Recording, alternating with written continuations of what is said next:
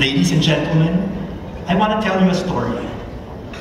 This story happened just a few years ago when we were coming down from the Iglitbaco mountain range to photograph the tamarao, the world's most endangered buffalo species.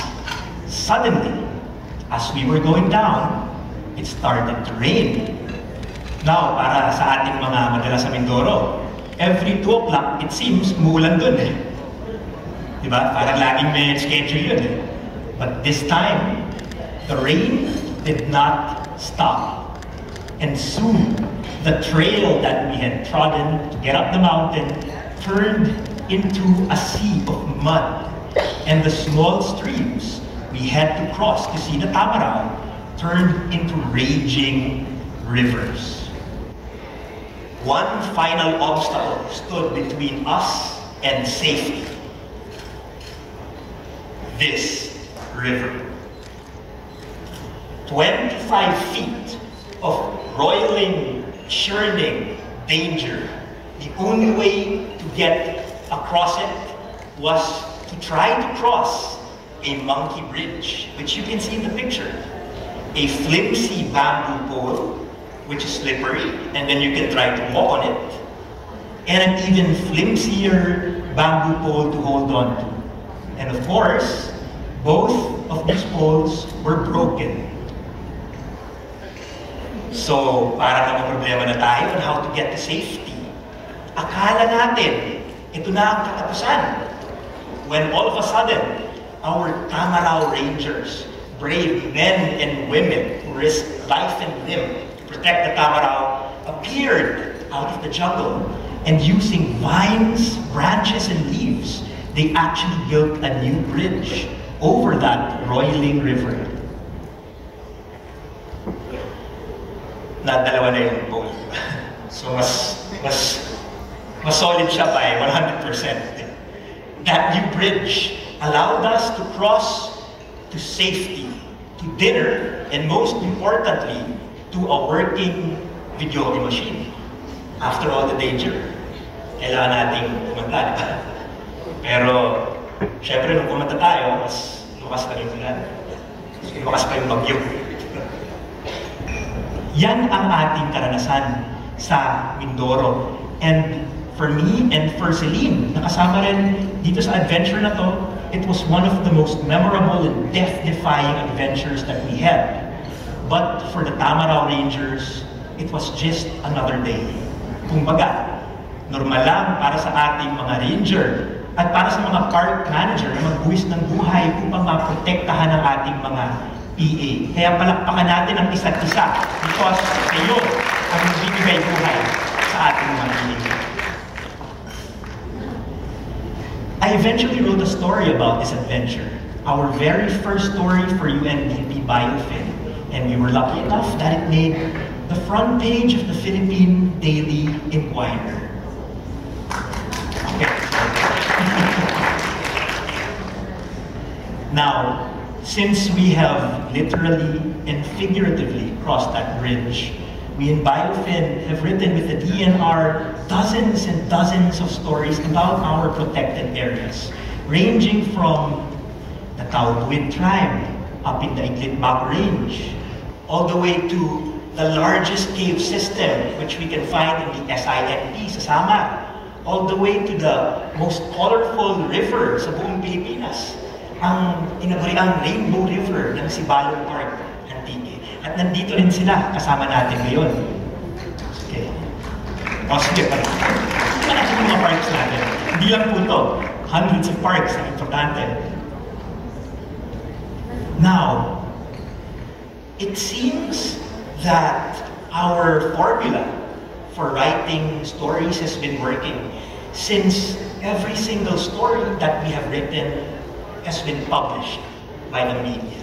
And now, ladies and gentlemen, we want to share how to make a story sexy, how to make it sellable. So what elements make the media want to publish our story? What elements are needed for readers to read our stories? And what do we need for the people who consume our material to actually do the things we want them to do. First of all, we need to realize that all of us are natural storytellers. Bawat isa sa atin, storyteller tayo.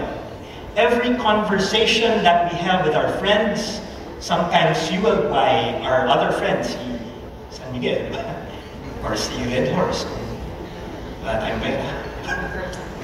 Every Facebook post or reaction that we have tells a story about us. Kumbaga, kung meron po tayo kaibigan, nagmumotor, nag-post siya, nag-live siya, tapos biglang natalisod siya, tapos nahulog siya sa Poso Negro.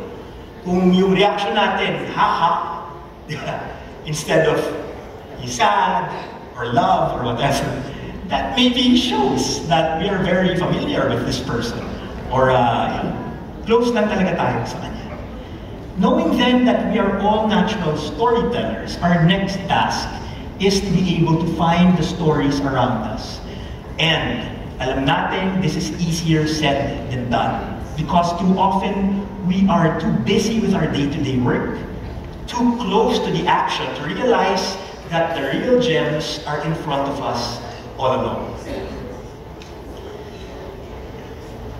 In November of 2013, this country was smashed by history's most powerful recorded typhoon, Typhoon Yolanda. And we came down there to feature a program, the WWF at the time, to replace the thousands of wooden bangkas destroyed by the storm with smaller, sleeker fiberglass boats.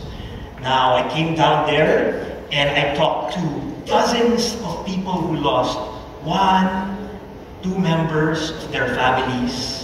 And then, when it was all done, tapos na, I had a Coke with the very unassuming guy na tumutulong gumawa ng boat. Meet Benjamin Pedrero, a man who lost not one, not two, not five, but nearly 40 members of his family to Hayat. So grabe po talaga ang experience niya. And it was then that we realized that sometimes the most unassuming of characters are our real stars when we write our stories. We need our stories to be useful for people. Sino po dito ang may palagay na napakainit itong summer na to? Unti lang. Parang hindi tayo nainitan ha. Medyo mainit po, di ba? Hindi tayo pwede mag-coat sa labas kung gano'n kainit. So, like everyone here, we want the public to plant more trees. And by just giving them this nugget of useful information that planting a tree now might make each town and city more livable in the future. That's a useful bit of information which can drive our audience to the action that we want them to take. By empowering our audiences, by making sure that they have a role to play in our stories, they can be part of the stories to help write a proper ending. So the most powerful stories have no written ending, and doon papasok ang ating audience. Now, there are some stories for sharing, gaya ng sinishare natin, and some for keeping. So, one of our favorites is in the Tubataha Reef. So, nandito rin si Tita Angie ng Tubataha. So, we were down there, and then a brave ranger, si Second, said, Greg, mahirap muna ng litrato yung ibon na yan. Greater crested terns. So, challenged, I donned an all-white costume and proceeded to low crawl 20 feet to try to photograph these greater crested terns. And when I was ready to take the shot, another tern flying overhead dropped a bomb that landed straight into my eye.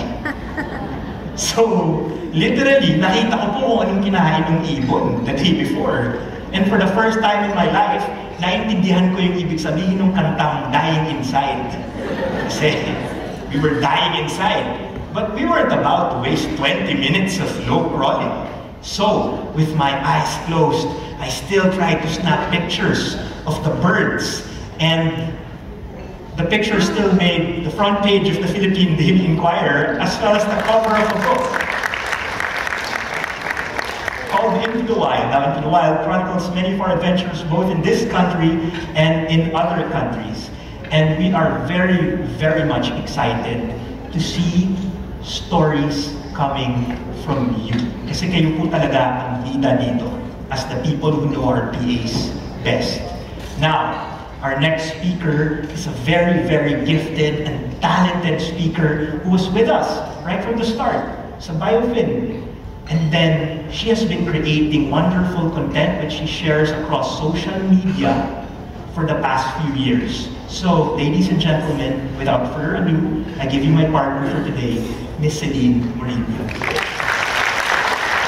you, Fred.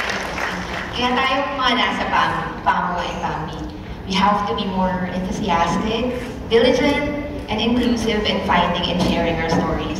There's an entire ecosystem of storytellers and stewards who are willing to collaborate and partner with you, gaya ko at ni Greg. And then we look forward to reading about and watching the stories of your characters sa inyong mga protected areas. Kami po ang magiging biggest fans nyo na magla-like at mag-share ng inyong content. Because you have to remember that stories engender understanding. If there is understanding, there is love. We only love what we understand. And when we love something, we protect it. Ako si Celine. At ako si Greg. Salamat. Salamat.